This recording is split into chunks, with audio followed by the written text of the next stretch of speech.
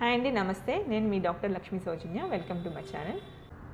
ఈరోజు చెప్పబోతున్న టాపిక్ ఏంటంటే చిగుళ్ళ సమస్య అండి. అవి ఎన్ని రకాలుగా ఉంటాయి, వాటికి చేసే ట్రీట్మెంట్లు ఏంటి, అండ్ అవి రాకుండా మనం ఏం చేయాలి అనేదాన్ని మీకు వివరించాలని చూస్తున్నాను.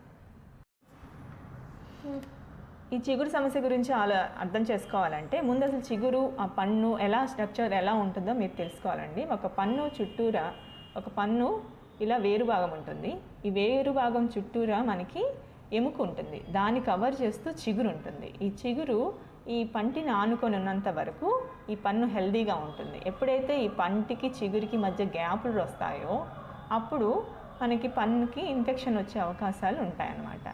ఈ చిగురికి పంటికి మధ్య గ్యాప్లు ఎందుకు వస్తాయంటే మనం బ్రష్ చేసుకున్న తర్వాత 2 నిమిషాల దగ్గర నుంచి పాచి పట్టడం స్టార్ట్ అవుతుంది. అది మనం తిన్నప్పుడు, బ్రష్ చేసుకున్నప్పుడు ఆ పాచి పోతుంది, మళ్ళీ పాచి పట్టడం స్టార్ట్ అవుతుంది. అలాగా ఈ పాచిని కనుక మనం ఎక్కువ కాలం కనుక ఆ చోట నుంచి తీయకుండా, అంటే బ్రష్ చేసినా మనం తిన్నా అది కనుక వెళ్ళకుండా ఆ పంటి చుట్టూరే ఉండటం వల్ల మనకి గార పట్టడం స్టార్ట్ అవుతుంది. ఈ గార అంటే ఏంటంటే ఈ పాచి మీద సాల్ట్స్ అన్ని పేరుకొని గట్టి పడుతుంది అన్నమాట. అది కొన్ని రోజులకి కానీ ఈ పాచి గారగా మారదు. అలా గార పట్టినది మాత్రం మీరు ఎంత బ్రష్ చేసుకున్నా అది క్లీన్ అవ్వదు. మీరు డాక్టర్ దగ్గరికి వచ్చి రెగ్యులర్ క్లీనింగ్ మెథడ్స్ ద్వారా నేను చేసే పద్ధతులు ఫాలో అవుతే తప్ప ఆ గార పోదన్నమాట.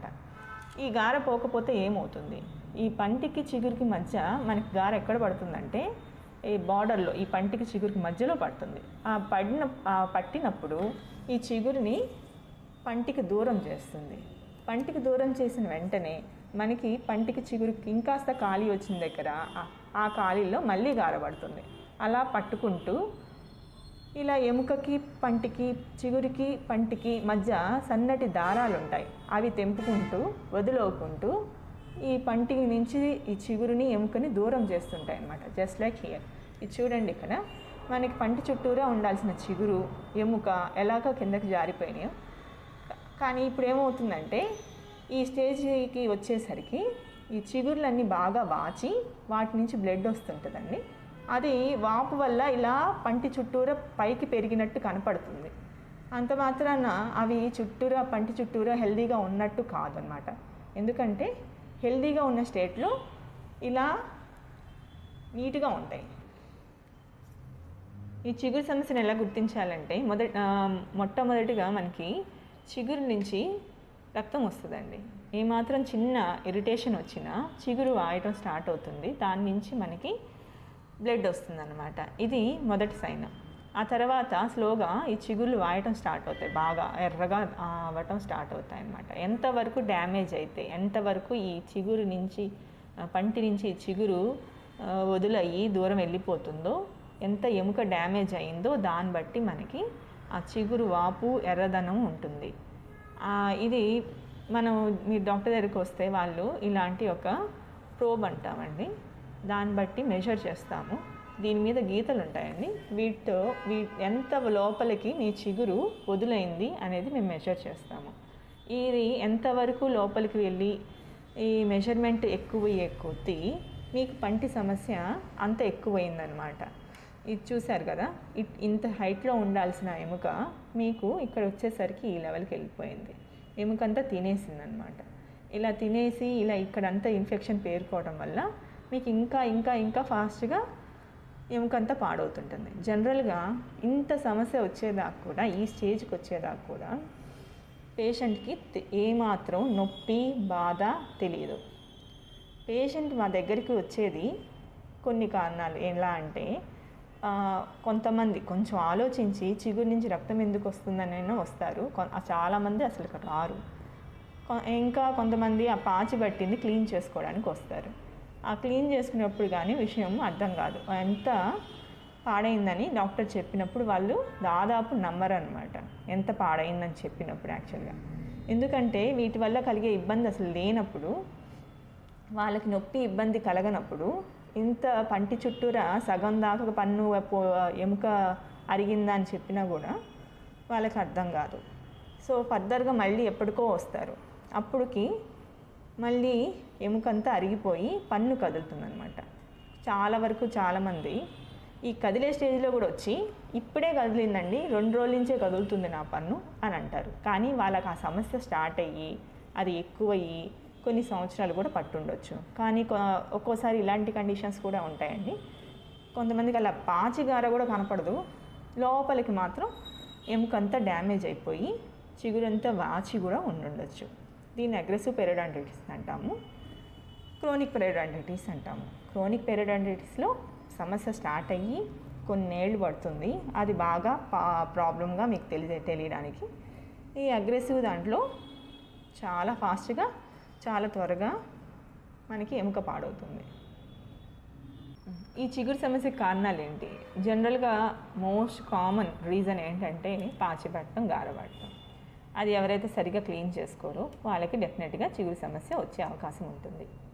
అది కాకుండా కొంతమందికి ఈ చిగురు ఎక్కువ పాచి గార పట్టకపోయినా కూడా జెనెటికల్గా అంటే వాళ్ళ పూర్వీకులకు ఆ సమస్య ఉండటం వల్ల కూడా చిగురు డ్యామేజ్ అవుతూ ఉంటుంది. కొంతమందికి ఈ సూక్ష్మజీవులు ఎక్కువగా ఉంటాయన్నమాట, వాళ్ళకు కూడా చిగురుని పాడు చేసే సూక్ష్మజీవులు ఎక్కువైనప్పుడు కూడా మనకి ఈ ఇన్ఫెక్షన్ వచ్చే అవకాశం ఉంటుంది.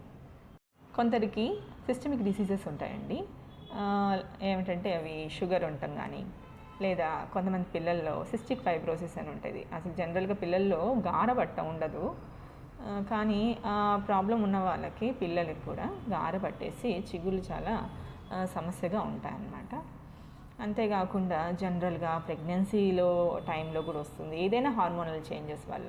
ప్యూబర్టీ అయినా కూడా మనకి ప్యూబర్టీ అయిన పిల్లలకి ఆ ఏరియా రేంజ్ పిల్లలకి కూడా మనకి చిగురు సమస్య స్టార్ట్ అవుతుంది. అది టెంపరీ అనమాట. ఇది ఈ ప్యూబర్టీ కానీ ప్రెగ్నెన్సీ వల్ల చిగురు సమస్య ఏదైతే ఉందో అది కొన్నాళ్ళు ఇబ్బంది ఉంటుంది, కానీ తర్వాత తగ్గిపోతుంది. కానీ ఆ టైంలో అయినా సరే మీరు క్లీనింగ్ అవి చేయించుకున్నప్పుడు చిగురు హెల్తీగా ఉంటాయన్నమాట. ఇలా చాలా రకాల మనకి రీజన్స్ ఉండొచ్చండి. ఏ రీజన్ అయినా మనకి కామన్గా కనపడే సైన్ ఇందాక చెప్పినట్టు బ్లడ్ రావటం, చిగురు వాయటం, అవి ఎర్రగా ఉండి ఇబ్బందిగా, నొప్పిగా, లైట్గా నొప్పిగా ఉంటుంది. ఇంకొన్ని రోజులు అంటే అలా ఆ సమస్యతో ఎక్కువ కాలం ఉన్నాక పంటికి సెన్సిటివ్గా అవుతాయి. అంటే పళ్ళు జిమ్ అంటాం, చల్లనీళ్ళు తాగినా, వేడి ఏమైనా తీసుకున్నా పళ్ళు జిమ్ అంటాం స్టార్ట్ అవుతుంది. ఇంకా ఆ సమస్య కొన్నేళ్ళు గడవగానే మీకు పన్ను కదలటం స్టార్ట్ అవుతుంది. ఈ చిగురు సమస్యకి ట్రీట్మెంట్ ఆప్షన్స్లో మీరు ఏ స్టేజ్లో మా దగ్గరికి వస్తారు అనే దాన్ని బట్టి ఉంటుందండి. మొదట పాచిగార మాత్రమే పట్టి మీకు ఇబ్బందిగా ఉంటే ఆ పంటి మీద ఉన్న పాచిగారని క్లీన్ చేయడానికి స్కేలింగ్ అంటాము. జస్ట్ ఆ పైన గార వరకు క్లీన్ చేస్తాము. ఒక్కోసారి మీరు వచ్చే టైంకి పంటి కనపడే భాగం కాకుండా పంటి లోపల భాగం వైపు కూడా, వేరు భాగం మీద కూడా కనుక పాచి గార పట్టి ఆ చిగురు వాచి ఉంటే మాత్రం ఆ చిగురుకు కూడా ఈ క్లీనింగ్తో పాటు చిగురుకు కూడా క్లీన్ చేయాల్సి ఉంటుంది. దాన్ని క్యూరటాజ్ అంటాము.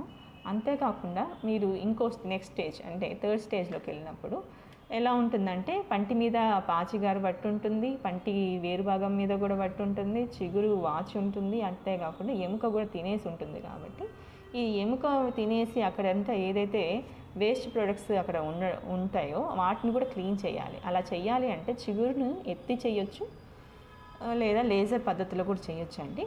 వాటిని అప్పుడు లేజర్ కనుక వాడితే మనకి చిగురు కింద ఎముక మీద పట్టిన వ్యర్థాలను కూడా ఈజీగా తీసేయచ్చు. ఒక్కోసారి లేజర్ లైట్ కూడా వెళ్ళలేని ప్లేస్లు ఉంటాయి.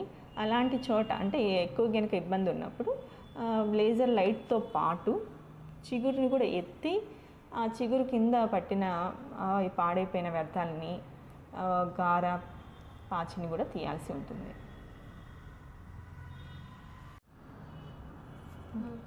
ఇంకా లాస్ట్ ఆప్షన్లో మీరు కనుక లాస్ట్ స్టేజ్లో కనుక మీరు మా దగ్గరికి వస్తే అప్పుడు అంటే లాస్ట్ స్టేజ్లో ఏమవుతుంది, మీకు చెప్పినట్టు పంటి చుట్టూరు ఎముకంతా డ్యామేజ్ అయిపోయి పన్ను కదలటం స్టార్ట్ అయినాక ఎంత కదులుతుందో దాన్ని బట్టి కూడా ట్రీట్మెంట్స్ ఉంటాయండి.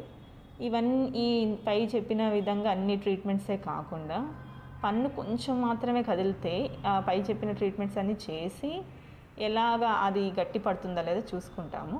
ఆ తర్వాత అవి కనుక గట్టి పడకుండా ఇంకా కదులుతూ ఉంటే మాత్రం బాగా కదిలే స్టేజ్లో ఉంటే మాత్రం పన్ను తీసేస్తాము.